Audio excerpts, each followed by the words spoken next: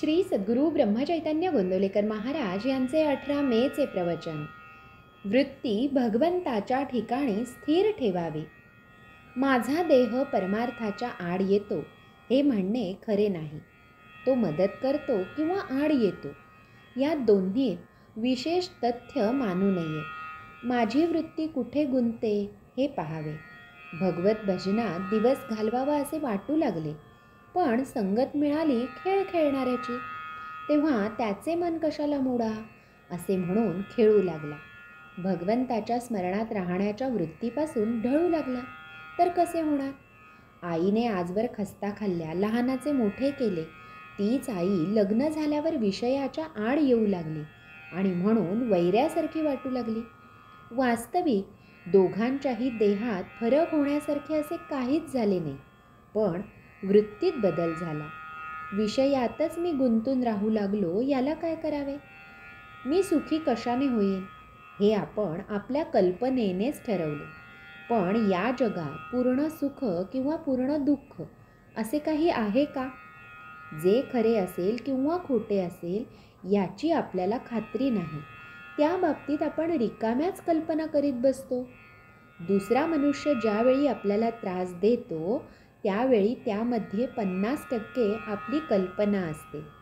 बाकी उरले 50% त्याबद्दल त्याने दिलेला त्रास मी करून घेणार नाही ही वृत्ती असावी, म्हणजे संपले. आपली वृत्ती सारखी बदलते आहे आणि जगही सारखे बदलते आहे.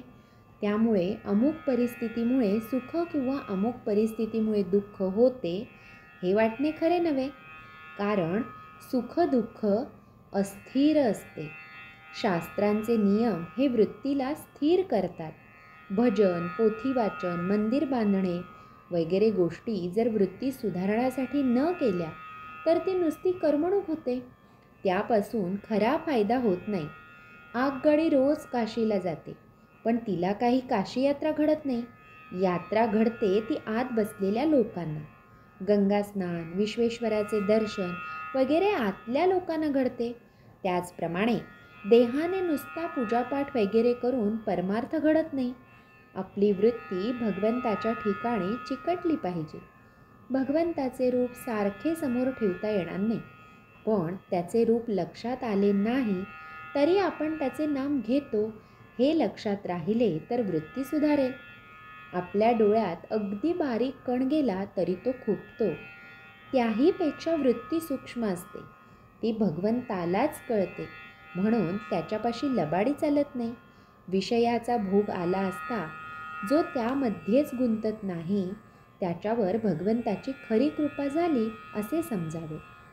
भगवंतापासून वेगळे न राहणे, त्याचे विस्मरण न होऊ देणे, त्याच्या स्मरणात राहणे, त्याच्या नामात राहणे यात खरे समाधान, शांती आणि सुख आहे.